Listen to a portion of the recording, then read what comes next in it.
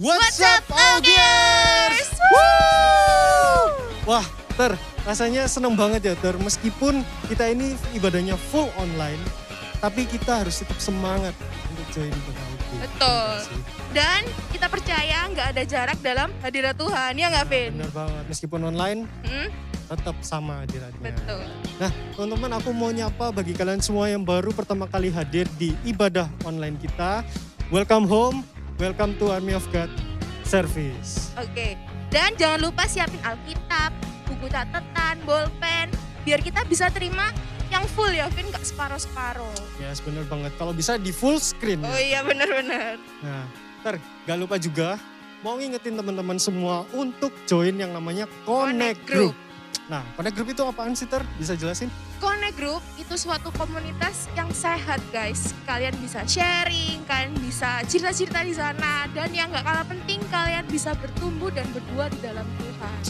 Yes, bener banget. Nah, misalnya nih, aku mau join. Gimana caranya tuh, Caranya gampang, guys. Kalian bisa langsung chat di DM ke FS Sidoarjo atau ke Gembala Gereja Lokal kalian masing-masing. Dan yang gampang banget nih, Vin, kalian bisa langsung komen di bawah, di YouTube bawah sini. Ya, bener banget, di kolom komen ya. Oke, nanti bakal dibalas sama care center kita. Nah, juga teman-teman, kita juga nggak lupa untuk mengingatkan tentang protokol kesehatan yang ada, yaitu tetap pakai masker, tetap di rumah aja, terus Cuci tetap tangan cuci ya. tangan, Jaga jarak, dan juga menjaga keimanan akan Tuhan pastinya. Oke. Dan kita berdua juga mau ngingetin nih, guys, buat kalian yang mau memberikan persembahan, kalian bisa langsung berikan persembahan lewat barcode yang sudah disediakan. Oke teman-teman, kita akan mulai ibadah Auge kita ini. Betul. Sebelumnya kita akan berdoa terlebih dahulu ya. Ayo kita berdoa. Bapa di dalam surga, terima kasih Engkau telah memberkati hari ini. Kalau sebentar lagi ya Tuhan, kami akan memulai ibadah Auge kami ya Tuhan. Berkati ibadah kami dari awal, pertengahan hingga akhir ya Tuhan. Berkati agar penyertaan-Mu tetap ada ya Tuhan dalam hidup kami ya Tuhan. Terima kasih ya Tuhan, hanya dalam nama Tuhan Yesus Kristus kami telah berdoa dan mengucap syukur. Haleluya, amin. Selamat beribadah.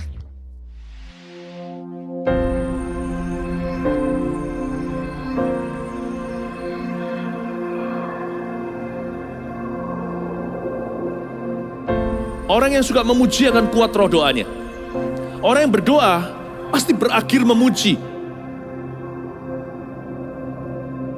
Karena Allah bertata di atas pujian. Siapa memuji, Allah mengatasi hidupnya.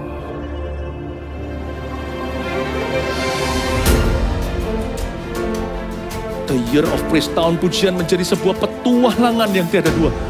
Menjadi sebuah pelajaran hidup yang langsung dari Kristus. Menjadi sebuah pengalaman yang indah. Waktu kita memuji Tuhan, seluruh kerajaan itu berdiri di sampingmu. Waktu kita memuji, seluruh kerajaan Allah dan kereta-keretanya yang tidak kelihatan berkuda dan berapi-api itu berada di kanan kiri. Semakin fisik kita lemah, roh kita semakin memuji Tuhan. Semakin jasmani kita terbatas, semakin rohani kita tidak boleh dibatasi.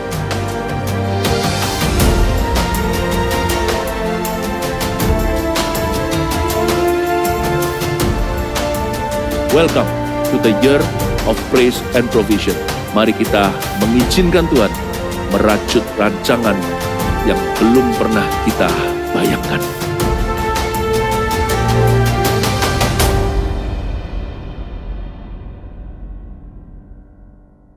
Shalom Augers, ayo kita sama-sama memuji Tuhan dengan segenap hati. Come on. Woo.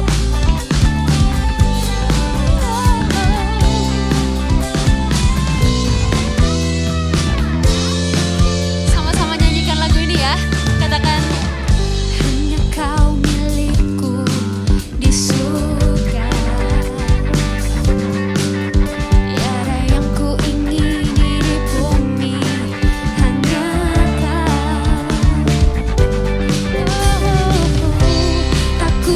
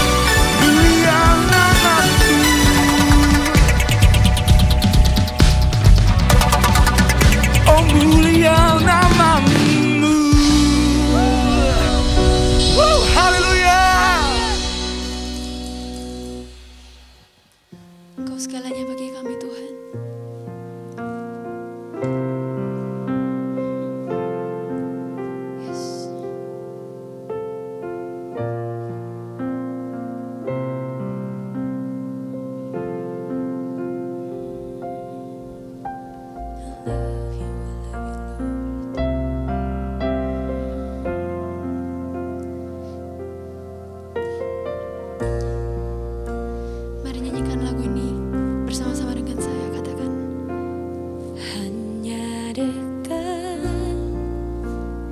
Allahku, rasa tenang hatiku, kau sertai jalanku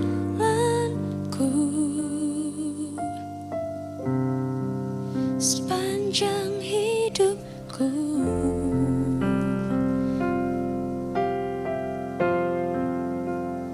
Hanya dekat Bapakku, ada kekuatan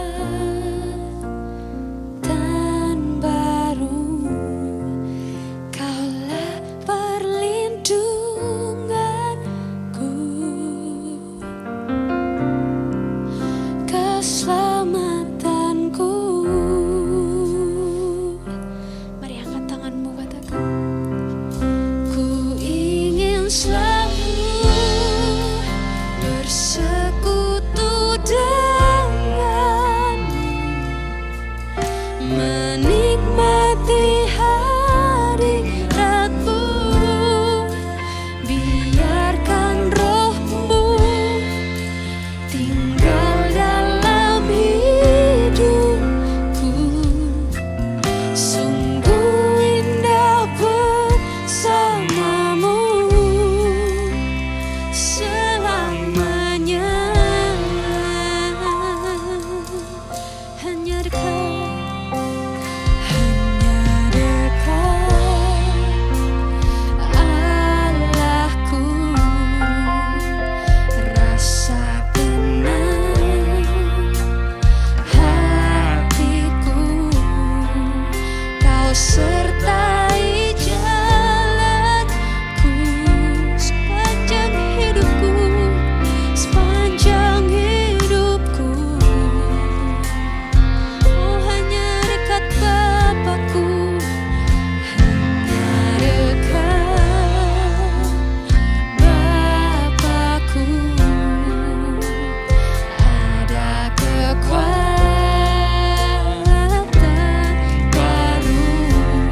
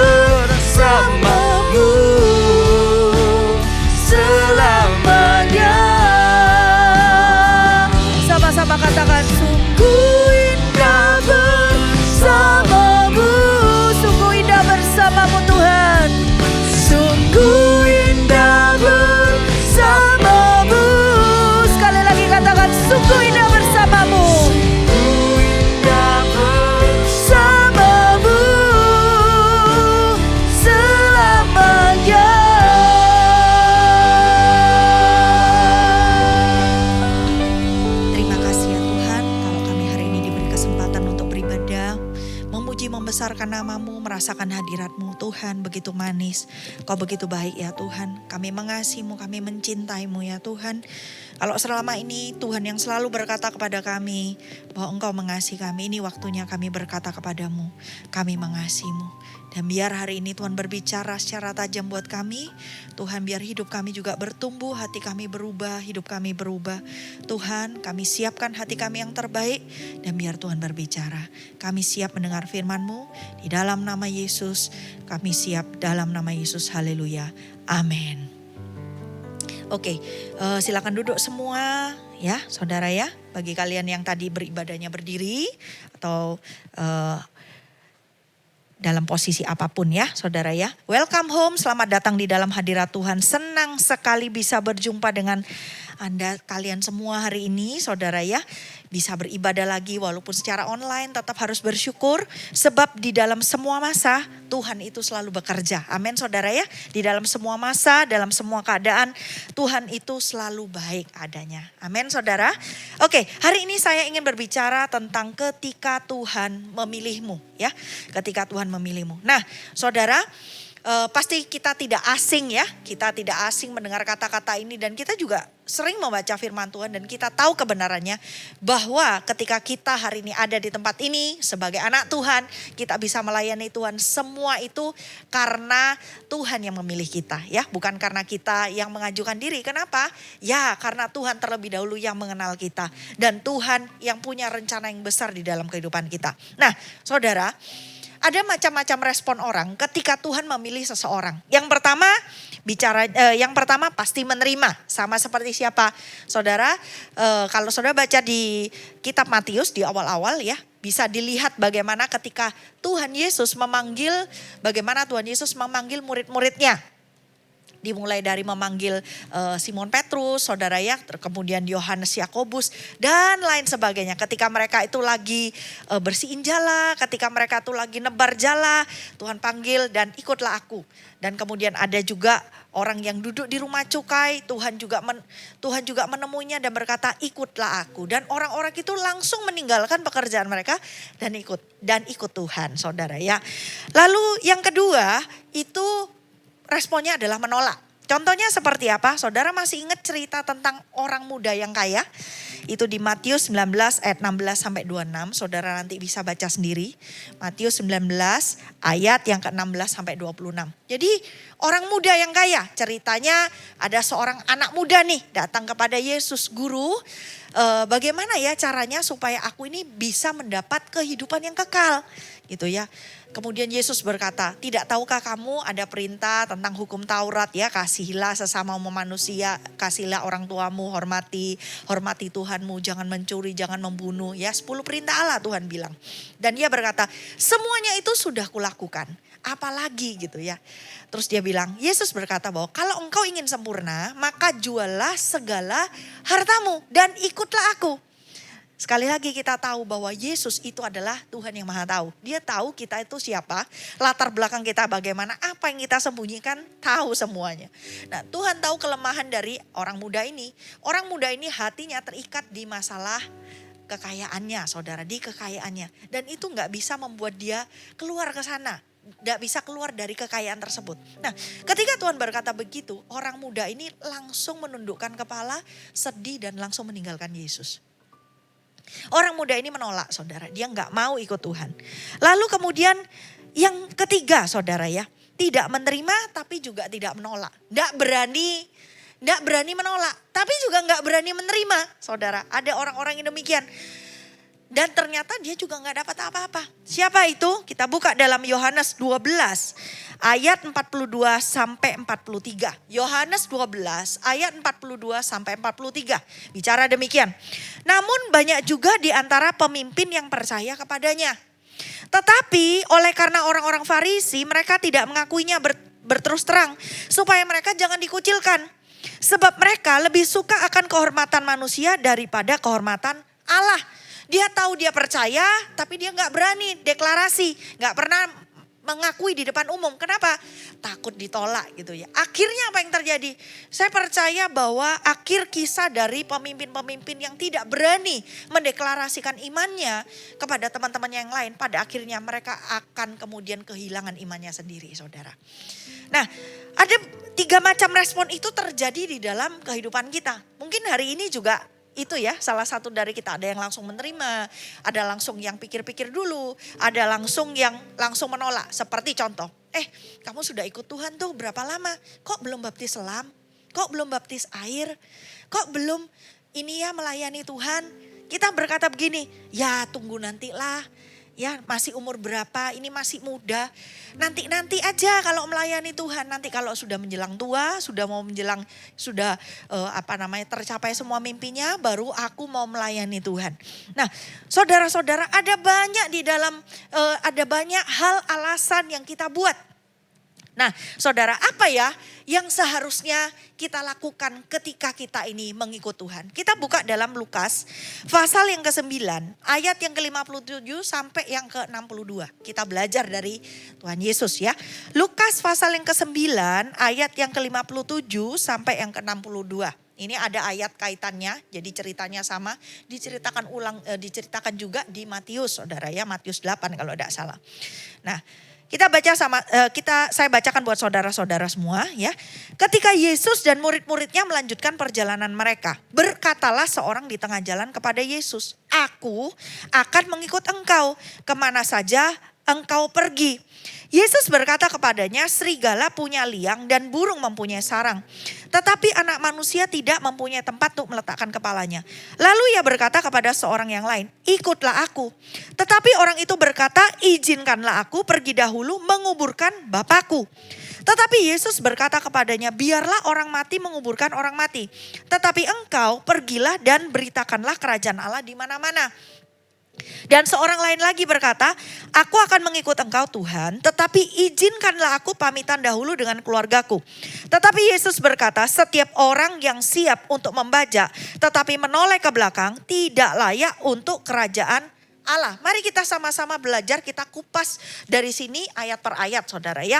Yang pertama dikatakan ada 3 orang datang kepada Yesus hari itu dan berkata, "Tuhan, aku akan mengikut engkau." Yang pertama saudara, dia bilang, "Aku akan mengikut engkau kemana saja engkau pergi."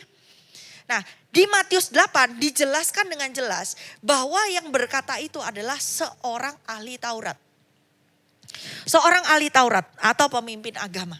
Orang yang disegani di bangsa Yahudi, saudara ya. Dia berkata, "Aku akan ikut engkau." Ini orang berani mendeklarasikan imannya. Tidak seperti teman-temannya yang tadi kita baca di Yohanes 12, saudara ya. Ini berani mendeklarasikan imannya. "Aku akan ikut engkau."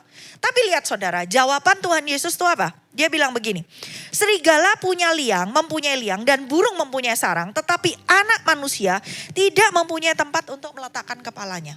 Saudara, Yesus kasih tahu kepada ahli Taurat tersebut. Sebab Yesus menganggap ahli Taurat tersebut itu adalah seorang pemimpin. Pemimpin agama, berarti seseorang ini adalah seorang yang dewasa. Seorang yang bisa diajak ngomong secara dewasa. Sudah punya tanggung jawab, sudah tahu ya.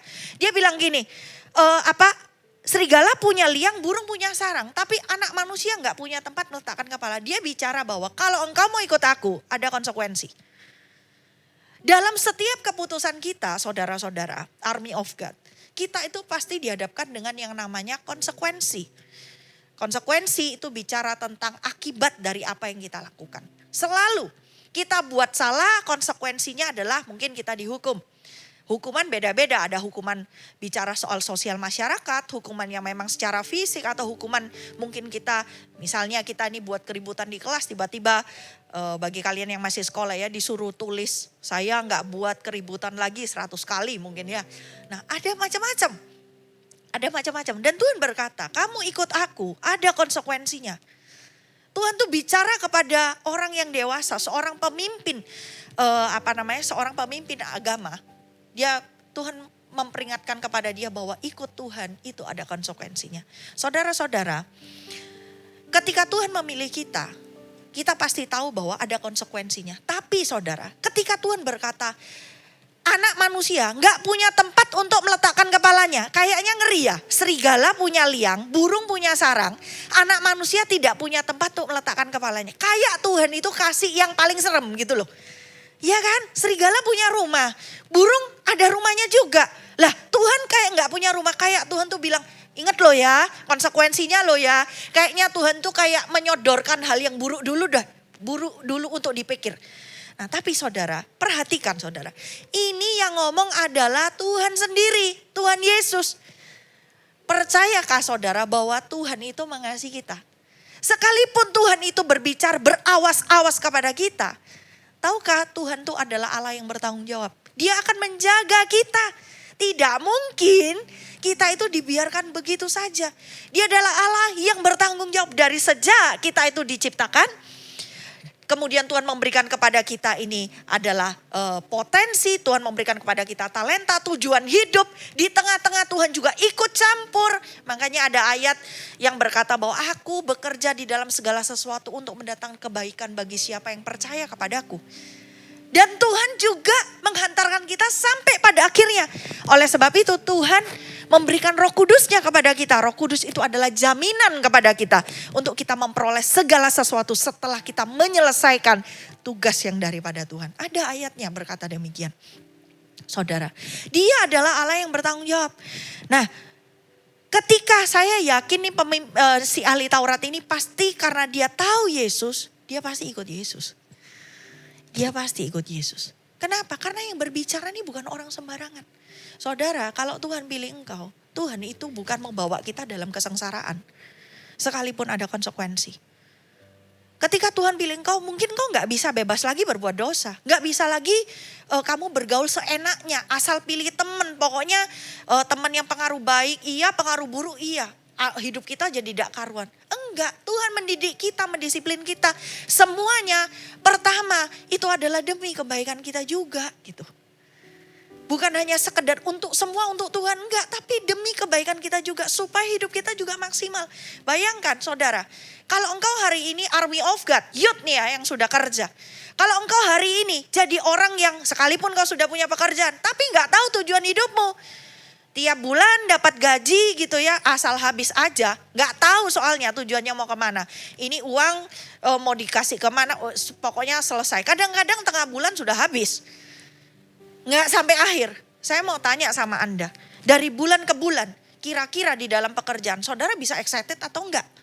Dalam hidup bisa excited atau enggak? Enggak kan? Kenapa? Karena gak ada tujuan. Karena gak ada tujuan. Nah Tuhan kita adalah Tuhan yang selalu punya tujuan. Saudara, kalau Tuhan pilih Anda, kalau Tuhan pilih kita semua untuk menjadi anak-anaknya, Tuhan tuh pasti bertanggung jawab. Itu yang pertama. Yang kedua, datang orang lain dan berkata begini. Lalu ia berkata kepada seorang yang lain. Ini bukan orangnya yang ngomong, tapi orang lain. Tuhan ngomong sama orang lain. Yang kedua ini, dia bilang ikutlah aku. Orang ini tidak bilang Tuhan aku mau ikut engkau. Tidak kayak yang ahli Taurat itu tadi. Dia Yesus yang datang ke orang itu dan berkata ikutlah aku. Orang ini jawabnya apa? Izinkanlah aku pergi dahulu menguburkan Bapakku. Lalu Yesus berkata, biarlah orang mati mengubur orang mati. Tetapi engkau pergilah dan beritakan kerajaan Allah di mana-mana. Loh Tuhan tidak punya hati ya? Ini mau nguburin papanya sendiri loh. Masa enggak boleh? Masa orang mati bisa menguburkan orang mati? Saudara, maksud Tuhan enggak begitu. Tahukah saudara, Tuhan tuh tahu isi hati kita, latar belakang kita, motivasi kita, hal-hal yang tersembunyi dalam hidup kita. Yang kedua, Tuhan ingin ajarkan kepada kita, ketika Tuhan pilih kita, saudara, jangan buat banyak alasan. Tuhan tahu orang yang kedua ini. Makanya orang yang kedua ini gak ngomong sama Tuhan. Cuma dengerin kata-katanya ahli Taurat itu. Aku mau ikut engkau. Dia dengerin jawaban Tuhan. Tapi lihat actionnya Tuhan adalah dia datengin orang itu dan berkata ikut aku. Ikut aku. Tapi dia buat alasan. Dan Tuhan berkata bahwa orang mati bisa kuburkan orang mati. Artinya jangan buat alasan. Itu kan hal yang gak mungkin gitu loh. Orang mati kuburkan orang mati itu hal yang mustahil. Gak mungkin kan orang mati nguburin dirinya sendiri. Jadi istilahnya Tuhan berkata bahwa jangan buat alasan lah. Kadang-kadang kita itu ikut Tuhan tuh banyak alasan loh. Iya Tuhan, tunggulah. Ikut Tuhan, aku ke ibadah kalau ujian sudah selesai. Aku ikut CG kalau ini loh, kalau kompetisinya sudah selesai. Tuhan tuh tahu isi hati kita loh. Kenapa kok Tuhan kemudian yang datengin? Karena kalau orang ini tidak didatengin Tuhan. Dan istilahnya dalam tanda kutip tidak seperti Tuhan memaksa dia. Tuhan tidak pernah paksa. Tapi ini seperti Tuhan datang. Mengajak gitu ya, mengajak dia. Saudara, ini orang tidak akan pernah kembali kepada Tuhan. Sometimes ya, kadang-kadang kita buat alasan kelihatannya itu make sense ya. Kata kelihatannya masuk akal ya. Tapi Tuhan tahu loh alasan kita. Kadang-kadang Tuhan tegur lewat firman. Ketika kita doa, perasaan hati kita sendiri yang tidak damai. Itu Tuhan tegur loh di dalam hidup kita. Karena kita ini banyak alasan. Dan kadang Tuhan tegur bukan karena Tuhan tidak sayang. Karena Tuhan tahu ketika engkau buat alasan, ketika kita buat alasan, ketika saya buat alasan. Dan saya gak bertobat dan kita gak bertobat. Kita gak pernah kembali kepada Tuhan. Ada banyak kan hal di dalam diri kita lah. Berapa kali kita berjanji, Tuhan mulai minggu depan atau mulai minggu ini aku akan rajin ke gereja. Aku akan rajin ibadah. Minggu depan ada temanmu ulang tahun di jam ibadah yang sama. Kamu berkata, ulang tahun di usia yang sweet 17. Atau kalau pria biasanya 21 gitu ya. Itu kan sekali seumur hidup. Tidak mungkin ada lagi. Ibadah minggu depannya masih ada lagi. Sudahlah tunda. Tunda sekali, 2 kali, 3 kali jadi kebiasaan. Sama. Nantilah. Saat teduhnya nanti, berdoanya nanti. Tuhan tahu aku capek. Nanti. Jadi kebiasaan. Kita enggak tahu. Lama-lama hidupku kok gini ya. Ketika kita cross check. Lah aku sudah enggak pernah ibadah. Aku sudah enggak pernah baca firman. Enggak pernah berdoa lagi. Makanya karakterku yang lama kembali. Jadi marah lagi. Sifatnya jadi iri hati lagi. Dan lain sebagainya. Saudara-saudara, ikut Tuhan jangan buat banyak alasan. Kalau kita berkata, aku mau ikut engkau sekarang. Bukan nanti, bukan besok, bukan 1 menit kemudian. Sekarang. Dan jangan banyak alasan. Yang ketiga, saudara ya. Dan seorang lain lagi berkata, nah ini ada yang ketiga. Dia datang ke Yesus, ngomong lagi ya. Dia bilang, aku akan mengikuti engkau Tuhan, tetapi izinkanlah aku pamitan dahulu kepada keluargaku. Tetapi Yesus berkata, setiap orang yang siap untuk membajak tetapi menoleh ke belakang tidak layak untuk kerajaan Allah. Saudara, perhatikan kata-kata Yesus. Dia bilang, setiap orang yang siap untuk membajak. Tuhan tahu orang ini sudah siap untuk ikut sama Tuhan. Tuhan tahu loh. Tuhan tahu kamu siap melayani. Tuhan tahu kamu sudah melayani. Tapi kita itu seringkali kita itu tarik ulur. Kita noleh ke belakang. Loh gimana ya?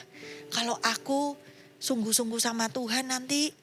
Kalau aku melayani Tuhan sekarang gimana ya nanti ya? Kondisi ekonomi keluargaku. Kadang-kadang ya kita ini berpikir hal-hal yang gak bisa kita handle loh.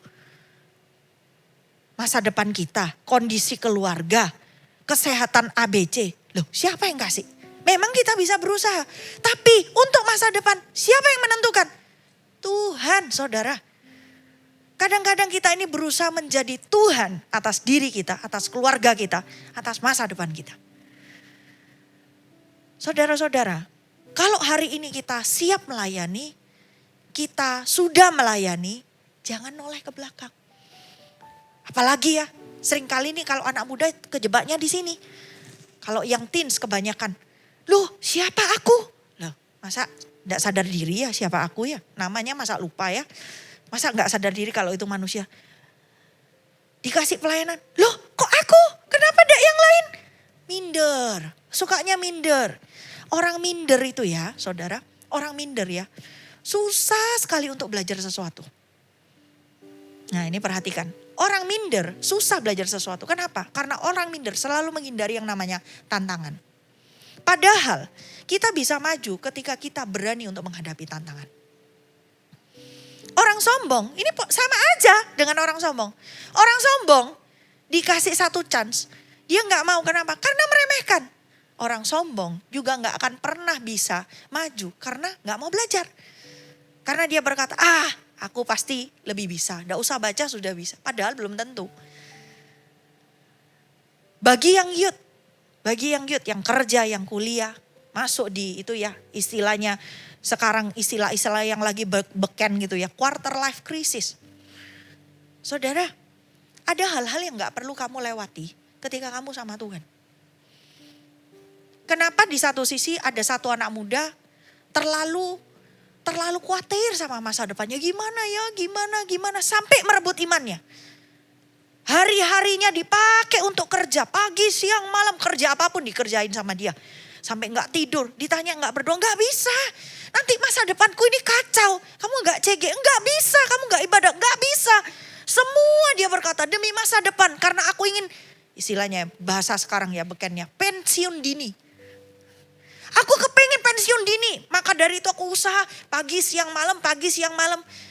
Ibadah gak ada waktu. Ini gak ada waktu, itu gak ada waktu. Pokoknya kerja.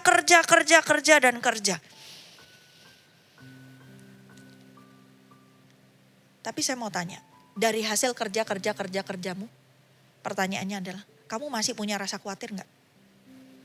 Mesti selalu berkata, iya masih punya rasa khawatir. Buktinya apa? Ya kamu gak mau ibadah dong. Kamu gak mau waktumu itu diberikan dengan sengaja. Hanya 2 jam, 1 jam untuk ibadah, untuk berdoa. Dari sekian banyak waktumu. Sehari lo 24 jam saudara. Beribadah seminggu sekali. Itu pun paling lama 1,5 jam atau 2 jam. 24 jam kalikan 7 sudah berapa? Cuman dikurangin 2 jam saja. Kita bilang gak punya waktu. 24 jam sehari, kita dikurangin sejam aja untuk saat teduh. Kita bilang gak punya waktu. Saudara-saudara, pertanyaannya adalah, ketika engkau menghabiskan waktumu untuk bekerja, masa depan. Kenapa masih ada rasa khawatir dalam dirimu? Tapi di satu sisi ada orang yang menyerahkan masa depannya kepada Tuhan. Tetap dia bekerja, tetap dia belajar, tetap dia berusaha.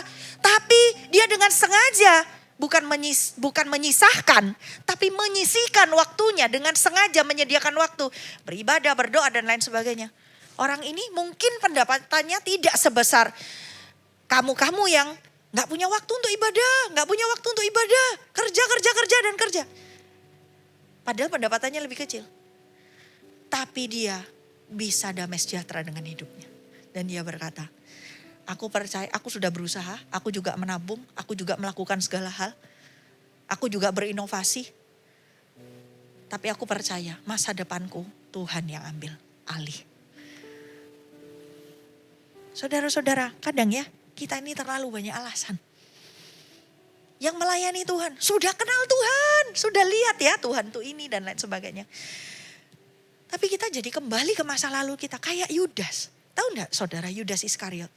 Yudas Iskariot itu termasuk dalam cerita di Matius, saudara nanti baca ya. Itu ada cerita Tuhan mengutus 12 murid berdua. Dan Tuhan memberikan karunia kepada mereka. Mendoakan orang sakit dan orang itu sembuh. Melepaskan orang-orang dari roh jahat. Loh Yudas Iskariot itu juga masuk di sana. Dan Yudas Iskariot juga melihat mujizat yang paling wow, yaitu Yesus berjalan di atas air. Semua murid-muridnya lihat. Pertanyaannya adalah kenapa dia kok masih menjual Yesus? Padahal sudah lihat semuanya. Itu kayak ceritanya bangsa Israel yang tegar tengkuk. Lihat kebesaran Tuhan dengan 10 tulah menyelamatkan bangsa Israel keluar dari tanah Mesir ke tanah Kanaan. Kasih mana lah, kasih burung puyuh lah, keluar air dari batu lah dan lain sebagainya. Banyak sekali mujizat, menang perang di mana-mana. Ditakuti ada tiang awan, tiang api itu setiap hari loh dilihat dengan mata. Jadi bukan hanya kayak dalam angan-angan atau cuman Musa aja yang bisa lihat tiang awan, tiang api. Enggak, semua bisa lihat. Pertanyaannya kenapa masih menyangkal? Kenapa masih menentang? Kenapa? Tahukah saudara? Karena mereka adalah orang-orang yang bebal.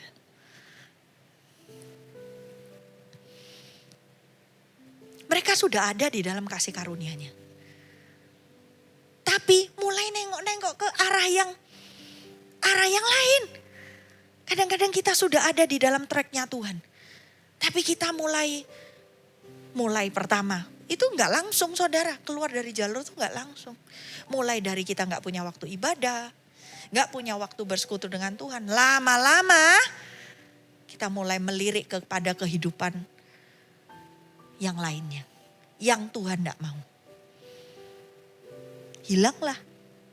Sama Yudas. Kenapa kok Yudas menyerahkan Yesus?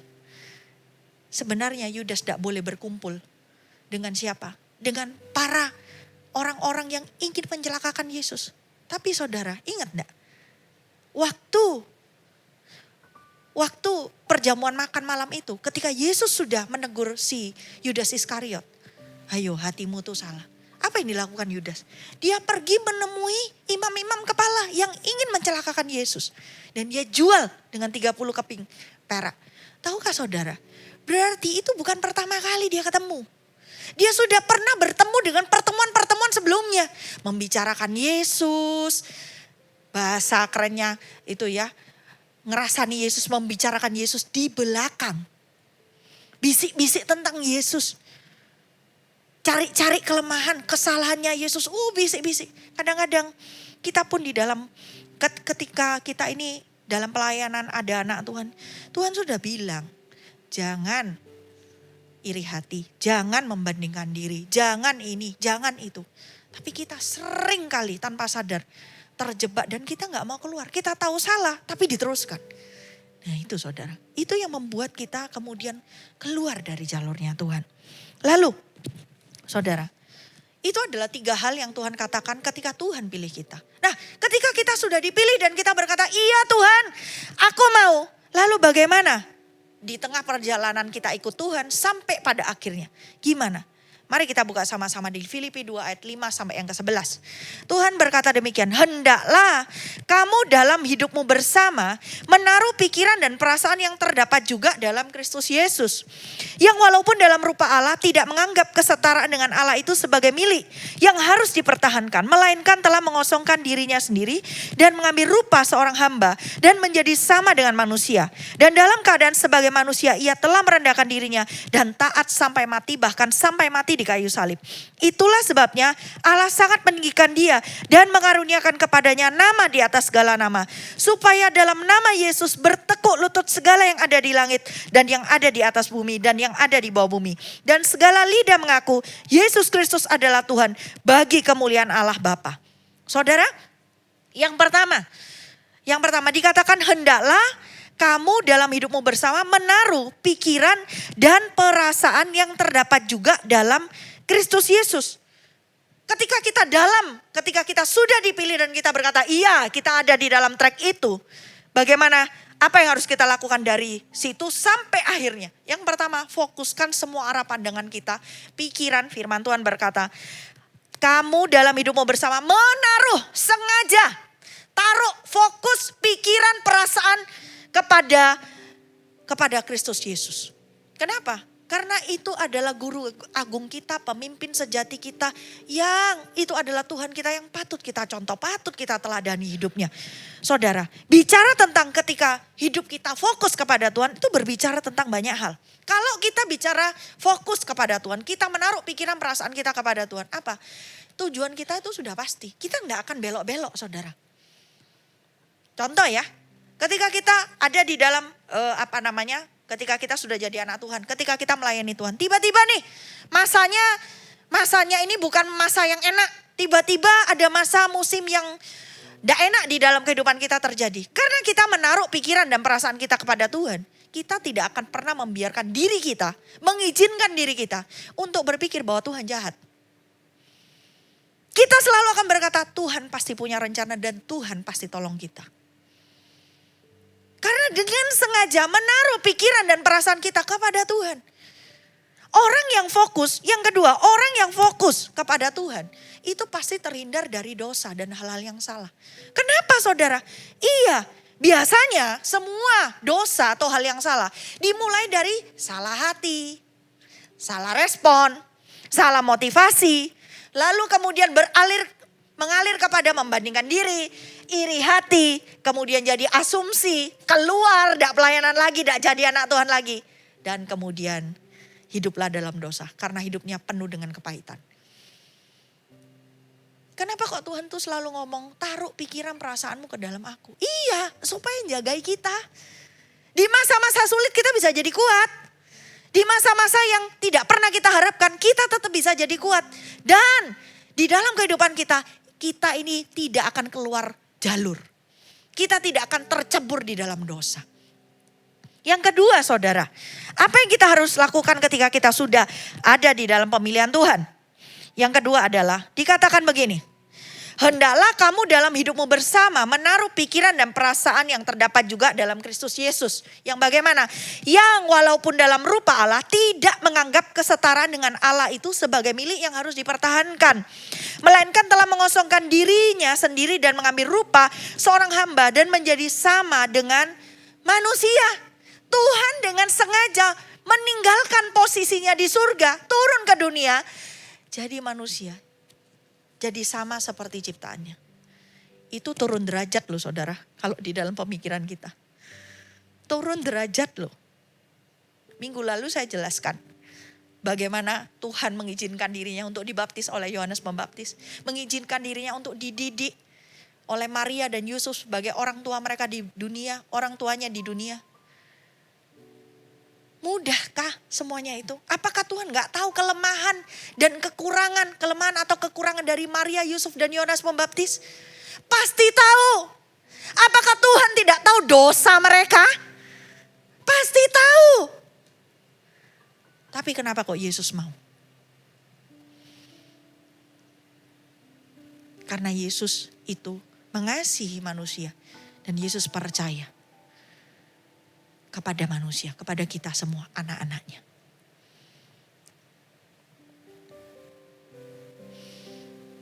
Dan ini yang paling penting. Yesus itu rendah hati. Orang yang rendah hati tidak menganggap hal yang ada di dalam dirinya sesuatu yang paling penting dibanding punya orang lain. Dia tidak menganggap dirinya itu yang harus begini, yang harus begitu. Harus disanjung, harus dihormati, harus begini dan lain sebagainya. Yesus fokus dengan apa yang harus dia lakukan. Dia harus tolong umatnya. Dia turun ke bumi. Dia tidak peduli dengan apa yang ada dalam dirinya. Yang dia fokus adalah kepada kasihnya kepada umatnya. Saudara, di dalam pelayanan, dalam mengikuti Tuhan, selalu rendah hati. Gimana caranya jadi rendah hati? Kita tidak pernah bisa ngomong sama diri sendiri, aku ini sudah sempurna. Izinkan orang lain untuk mengkoreksi kita. Tentu gak sembarang orang. Orang-orang yang bisa berbicara kepada kita adalah orang-orang yang memang punya tempat untuk memimpin kita atau mengarahkan hidup kita. Siapa itu? Tentu orang-orang yang pertama punya kepercayaan dari Tuhan untuk membimbing kita. Orang tua kita, pemimpin rohani kita, teman-teman di dalam Tuhan, sahabat-sahabat kita yang bisa mengarahkan hidup kita ke hal-hal yang benar. Tapi kalau kita punya sahabat, dia mengarahkan kita ke hal-hal yang salah, maka malah kita ditantang.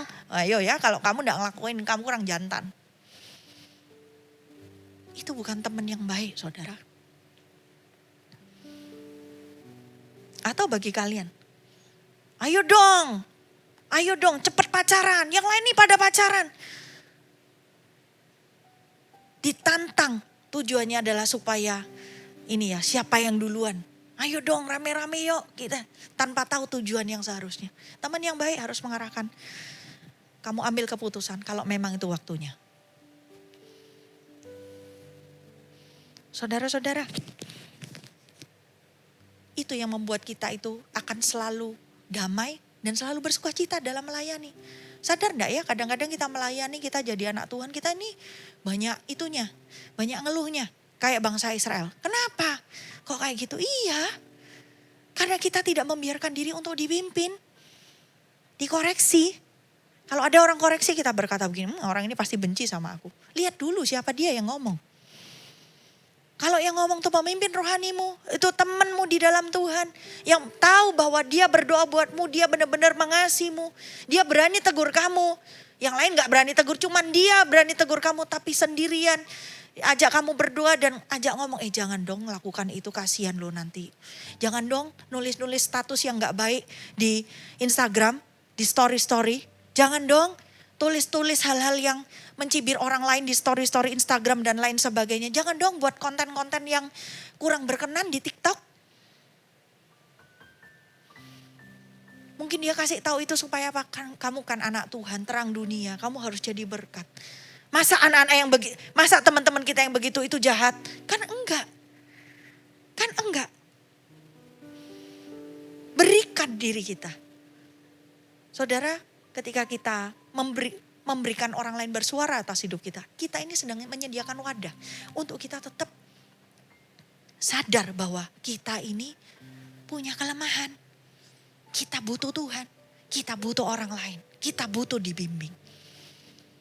Untuk jadi rendah hati, saudara, lakukan hal-hal juga, hal-hal yang kamu tahu bahwa hal-hal yang bisa memberikan kasih kepada orang lain. Contoh, ada orang lain kamu belanja nih di supermarket nih, sama-sama ketemu. Mungkin lagi cepet-cepet ya, lagi cepet-cepet pengen pulang ke rumah. Karena gak kepingin, karena gak kepingin berlama-lama gitu ya. Tiba-tiba lihat barangnya orang lain tuh jatuh. Mungkin tasnya, keranjang bawaannya itu jatuh karena keberatan gitu ya. Kita jangan jadi orang yang begini, itu urusan dia, urusanku langsung pulang. Ditinggal begitu aja. Kan ini bukan gereja. Kalau di gereja, wah kita sudah sergap. Tapi kalau di luar, kita diem aja. Orang itu diem aja, diem aja. Saudara jangan. Latih kita itu setiap saat. Bukan hanya pada waktu kamu melayani. Tapi pada waktu kamu juga tidak di dalam ruangan gereja juga. Latih hatimu untuk terus bisa memberikan kasih kepada orang lain. Itu membuatmu akan terus tetap rendah hati karena kamu tahu. Dia dan kamu sama-sama manusia. Sama-sama butuh ditolong dan menolong. Yang berikutnya saudara ya. Dikatakan, dan dalam keadaan sebagai manusia, ia telah merendahkan dirinya dan taat sampai mati. Bahkan sampai mati di kayu salib. Saudara-saudara, yang berikutnya, kalau engkau sudah menjadi anak Tuhan, sudah jadi pelayan Tuhan, jadi pemimpinnya, pemimpin yang Tuhan pilih di dalam sebuah gereja. Saudara, jadi CGL, tim leader, sponsor, coach. Bahkan mungkin gembala-gembala. Saudara-saudara, berikan dirimu untuk taat kepada Tuhan sampai mati. Jangan ikut Tuhan itu setengah-setengah. Jangan ikut Tuhan seperempat umur kita, sepertiga umur kita, 3/4 umur kita, selesai. Oh karena ini sudah enggak lagi, karena itu enggak lagi. Ikut sampai akhir, mungkin beda-beda. Mungkin waktu kamu di Army of God, kamu mungkin jadi TL. Nanti kalau begitu generasinya naik di Pro-M, kamu harus mulai dari bawah lagi, kamu jadi sponsor. It's okay. Tapi kamu memastikan dirimu tidak keluar jalur. Kamu memastikan dirimu yang pertama, kamu jadi benar-benar jadi anak Tuhan sejati. Punya jabatan, tidak punya jabatan, memastikan dirimu untuk tidak jauh dari Tuhan, tidak jatuh dalam dosa. Selanjutnya, kamu gak akan berhenti sampai menjadi anak Tuhan. Kamu akan menjadi murid Kristus dan kamu akan memuridkan orang lain juga. Gak pernah mati. Kenapa saudara? Iya. Karena kamu sudah komitmen, aku taat sampai mati. Seperti Yesus taat sampai mati di atas kayu salib. Kalau Tuhan Yesus gak taat sampai mati di kayu salib. Hari ini kita gak punya jaminan untuk hidup yang kekal. Atau diselamatkan. Saudara-saudara, berapa komitmenmu sama Tuhan? Seumur hidup? 1 tahun, 2 tahun, 5 tahun, 10 tahun? Setelah itu udah ada? Setelah itu selesai? Saudara, mari kita komitmen seumur hidup ya Tuhan. Memang gak gampang menjalaninya. Nanti masuk di generasi yang bagaimana, kita harus merubah juga kebiasaan kita. Gak apa-apa, tapi asal kita berkata, aku komitmen kepadamu. Orang yang komitmen itu sudah punya langkah 50% dan dia berkata di dalam hatinya, aku Tuhan mau ikut engkau sampai mati. Dan dia sudah ambil keputusan. Amin saudara ya, amin ya. Taat sampai mati. Yang berikutnya, yang terakhir dikatakan demikian. Itulah sebabnya Allah sangat meninggikan dia dan mengaruniakan kepadanya nama di atas segala nama. Supaya dalam nama Yesus bertekuk lutut segala yang ada di langit dan yang ada di bumi dan yang ada di bawah bumi. Dan segala lidah mengaku Yesus Kristus adalah Tuhan bagi kemuliaan Allah Bapa. Jangan mengharapkan upah kalau engkau gak mau berjuang. Upah itu selalu ada bagi orang yang mau berjuang dan bagi orang yang mau berkorban. Kalau engkau berkata, Tuhan, aku minta upahku, tapi kita gak pernah berjuang dan berkorban. Gak ada, saudara. Bukan Tuhan tuh jahat atau Tuhan tuh tidak mengasihi. Tuhan memberikan kasih itu free, keselamatan tuh free, iya. Tapi saudara, ada hal-hal di dalam kehidupan kita yang perlu kita perjuangkan. Misalnya, karakter kita yang baik. Gimana ya caranya jadi orang yang pemarah, kemudian jadi orang yang sabar? Musa, dari orang yang pemarah jadi orang yang sabar. Yohanes dan Yakobus. Yohanes itu disebut sebagai rasul kasih loh saudara. Tapi saudara tahu nggak bahwa Yohanes itu disebut sebagai anak-anak petir, anak-anak guru. Kenapa? Karena mudah marah. Yang lebih mudah marah saudaranya Yakobus juga. Pertanyaannya, ini dua orang ini sudah mudah marah. Kenapa kok bisa jadi anak Tuhan sampai akhir Tuhan pilih jadi rasulnya? Bahkan jadi orang terdekatnya Tuhan. Petrus, Yakobus, Yohanes. Tidak salah pilih ya Tuhan Yesus nih. Kok Yohanes, Yakobus? Ini lemah banget nih emosinya. Gak salah pilih. Dipilih jadi 3 orang terdekat dari 12 murid. Tuhan Yesus tidak salah pilih kah? Enggak. Jawabannya Tuhan tidak salah pilih. Kenapa saudara? Karena Tuhan bisa mengubah orang. Asal orang itu juga mau bekerja sama dengan Tuhan. Ada orang dari dulu ikut Tuhan sampai bertahun-tahun kemudian. Tetap aja yang marah tetap jadi pemarah. Gak berubah. Kenapa? Suruh saat teduh gak mau. Ke gereja jarang-jarang. Ikut CG, Connect Group atau komunitas komsel gak mau. Dimuridkan gak mau. Diarahkan gak mau, malah marah-marah. Disuruh melayani juga gak mau, katanya gak ada waktu. Lah bagaimana mau berubah? Bagaimana mau punya perubahan hidup? Saudara, upah yang menanti itu juga Tuhan sediakan. Buat orang-orang yang mau menyerahkan diri sungguh-sungguh kepada Tuhan. Siapa contohnya saudara? Kalau saudara perhatikan. Bagi tadi ya ketika kita baca di Yohanes 12. Ada pemimpin-pemimpin, pemuka-pemuka agama yang percaya kepada Yesus tapi gak berani deklarasikan imannya. Sampai terakhir gak ada lagi ceritanya mereka. Petrus, Yakobus, Yohanes. 3 orang gak sempurna. Bahkan sangat tidak sempurna. Yang satu pelin-pelan. Yang 2 pemarah. Tapi ceritanya sampai kelanjutan bahkan sampai kitab Wahyu. Tuhan itu memberitahukan kepada siapa? Yohanes. Rasul terakhir yang hidup dari 12 rasul. Padahal ini penuh dengan kelemahan dulunya. Tapi berubah. Bahkan punya sematan baru. Yaitu jabatan baru namanya Rasul Kasih. Saking kelihatan perubahan hidupnya. Bagi orang-orang yang menolak kayak tadi orang muda. Dikasih pilihan, ayo ikut aku. Enggak mau, hartaku banyak. Enggak ada lagi ceritanya. Enggak ada lagi ceritanya bagi orang-orang yang enggak mau berubah. Enggak ada lagi ceritanya bagi orang-orang yang enggak mau ikut Tuhan. Enggak ada lagi ceritanya bagi orang-orang yang tidak mau memperjuangkan untuk mengikut Tuhan sampai akhir.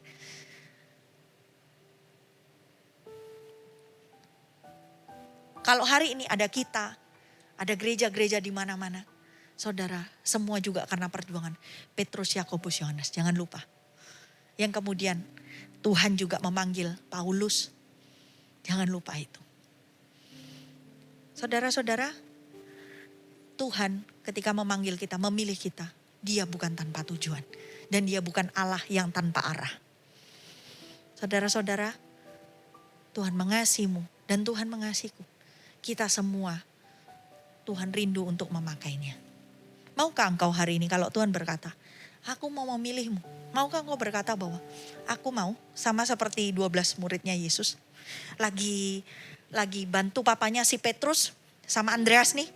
Lagi bantu papanya lagi nembarin jala. Yesus datang di pinggir pantai dan berkata bahwa ikutlah aku. Ditinggal jalannya, mungkin pamitan dulu sama papanya, ditinggal. Ikut Yesus. Yohanes, Yakobus juga lagi bersihin jala sama papanya juga. Yesus datang dan berkata, ikut aku. Ditinggal juga habis pamitan, langsung ikut Yesus juga. Saudara-saudara, apakah kita mau jadi seperti itu? Dan lihat kelanjutan hidup mereka. Mereka punya upah yang tidak bisa tergantikan oleh apapun. Yang pertama, mereka punya Yesus. Yang kedua, tujuan hidupnya juga menjadi lebih mulia. Dan yang ketiga, saudara, mereka bisa melihat pekerjaan dari ketika mereka berkata, iya Tuhan pakai aku. Mereka bisa lihat begitu banyak jiwa yang dimenangkan. Dan yang terakhir, mereka menuju yang namanya surga. Saudara-saudara, ini waktunya. Kalau Tuhan berkata, aku memilihmu, kita harus berkata, ya Tuhan aku mau. Jangan kayak orang muda yang kaya yang berkata begini, oh Tuhan enggak, nanti dulu atau bagaimana. Atau kita jangan seperti pemimpin agama yang tadi diceritakan di Yohanes 12. Percaya Yesus tapi enggak berani deklarasi iman. Jangan begitu. Mari kita sama-sama ikut Tuhan sampai akhir, taat sampai akhir. Dan mari kita menerima upah yang daripada Tuhan. Mari kita sama-sama datang ke hadapan Tuhan. Kita nyanyikan lagu sama-sama saudara ya.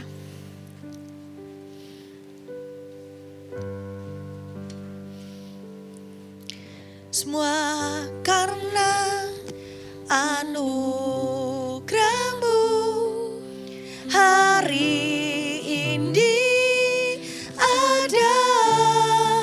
Katakan sama-sama, bukan karena kuatku, namun karena Roh-Mu. Bukan karena Kuatku, Namun karena Roh-Mu, ku bawa hatiku, penyembahanku, ku semakin berkurang, Yesus semakin bertambah. Mengikut Yesus, itulah kesukaan hatiku. Ku lepas semua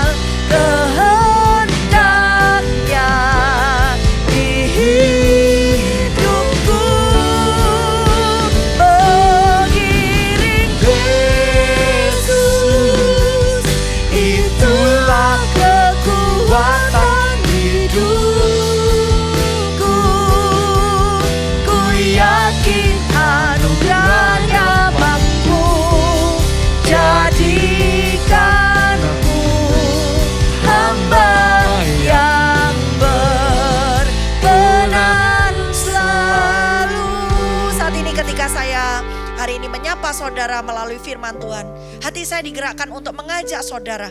Bagi saudara-saudara Army of God. Bahkan ada beberapa dari saudara-saudara yang hari ini melihat tayangan ini. Saudara, engkau bukan dari generasi Army of God. Bahkan engkau mungkin sudah lama tidak pernah ke gereja, saudara ya. Kalau engkau adalah orangnya hari-hari ini, bahkan ada beberapa yang mungkin bukan di gereja Mawar Sharon, tapi engkau pertama kali melihatnya. Saya ingin mengajak saudara, bagi saudara yang tahu engkau sudah kehilangan Tuhan di dalam kehidupanmu. Tanpa sadar, tiba-tiba mulai kehilangan hati saudara, respon hati saudara jadi salah, motivasi hati saudara jadi salah. Anda mulai jadi iri hati dan lain sebagainya. Pelayanan sudah bukan menjadi sesuatu kebanggaan buat saudara, malah menjadi beban. Malah saudara merasa bahwa gak layak melayani Tuhan dan lain sebagainya. Bahkan beberapa dari antara saudara sudah gak tahu bedanya mana yang benar mana yang salah. Karena pelayanan jalan, dosa juga jalan. Kalau engkau adalah orangnya saudara, bahkan engkau juga mungkin kau belum melayani, tapi engkau sudah jauh dari Tuhan. Kalau engkau adalah orangnya saudara, angkat tanganmu di tempat dan letakkan tangan di dada. Saya mau berdoa buat saudara. Yesus mengasihimu selama masih ada waktu. Selama masih engkau bisa bernafas. Yesus kasih kesempatan untuk engkau berubah dan bertobat. Tuhan mengasihimu dan Tuhan ingin pakai hidupmu. Syana ya raba ya raba ya raba ya raba ya raba ya raba ya raba ya raba ya raba ya raba. Kau melihat setiap tangan-tangan yang terangkat ya Tuhan. Dan setiap tangan-tangan yang diletakkan di dalam dadanya ya Tuhan. Aku berdoa di dalam nama Yesus ya Tuhan. Tidak ada jarak dalam ruang dan waktu. Tidak ada jarak di dalam hadirat Tuhan. Aku berdoa di dalam nama Tuhan Yesus hari ini.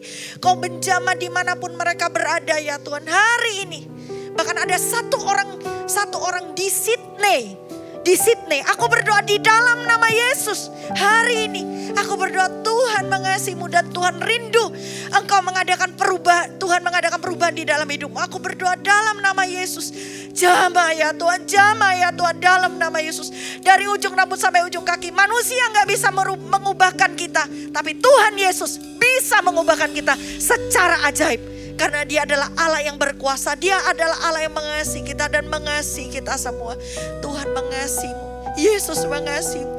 Syana ya raba ya raba ya da ya raba kaya raba kaya raba ya raba ya raba ya raba ya raba ya raba ya raba. Syaraba raba. Syana ya raba ya raba ya raba ya raba ya raba ya raba ya raba ya raba. Yang kedua, ada orang-orang yang selalu menolak ketika Tuhan berkata, ayo kamu dibaptis air, ayo kamu pelayanan, ayo jadi pemimpin. Selalu ngomongnya adalah, aku belum siap, aku gak layak. Engkau sudah siap. Kayak tadi orang yang datang sama Tuhan. Ketika Tuhan berkata, ikutlah aku. Tapi dia berkata, aku mau kuburkan bapakku dulu. Tuhan berkata, jangan banyak alasan. Kamu sudah siap, jangan banyak alasan. Bagi saudara-saudara yang berkata sering memberikan alasan untuk Tuhan pilih engkau saudara. Mari bagi engkau yang ingin berkata bahwa aku mau berubah, aku mau bertobat. Letakkan tanganmu di dada. Tuhan jamah sekali lagi. Kasih api, kasih belas kasihan akan jiwa-jiwa. Tuhan kasih juga kasih yang besar untuk mencintai Tuhan Yesus secara penuh. Aku percaya Tuhan, kau menjamah hari ini ya Tuhan. Dan kau membuat hidupnya jadi berubah. Mari kita sama-sama angkat kedua tangan kita tinggi-tinggi. Mari kita menyembah Tuhan. Syana ya raba ya raba ya raba ya raba ya raba ya raba ya raba ya raba ya raba. Syana ya raba ya raba ya raba ya raba ya raba ya raba ya raba ya raba. Yesus, itulah kesukaan hatiku. Ku lepas semua hakku untuk mengenal kehendaknya di hidupku. Mengiring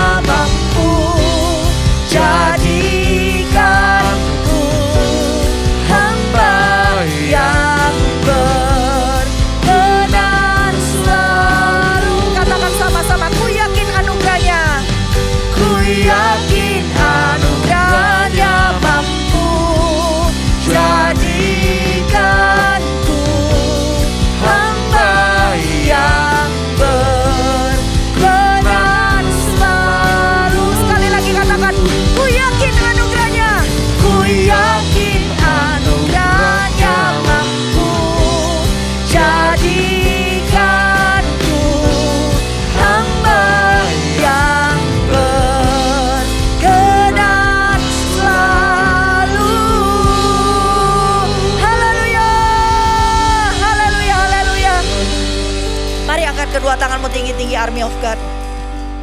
Terima kasih ya Tuhan buat hadirat-Mu. Terima kasih buat jamahan-Mu. Terima kasih kami boleh memuji membesarkan nama-Mu. Dan terima kasih buat firman-Mu. Tuhan, kami mau ikut Engkau sampai akhir. Dan bukan ikut Engkau biasa, tapi ikut Engkau taat. Hati hidup kami Tuhan, kami serahkan secara murni ke hadapan-Mu. Ini kami pakai kami ya Tuhan.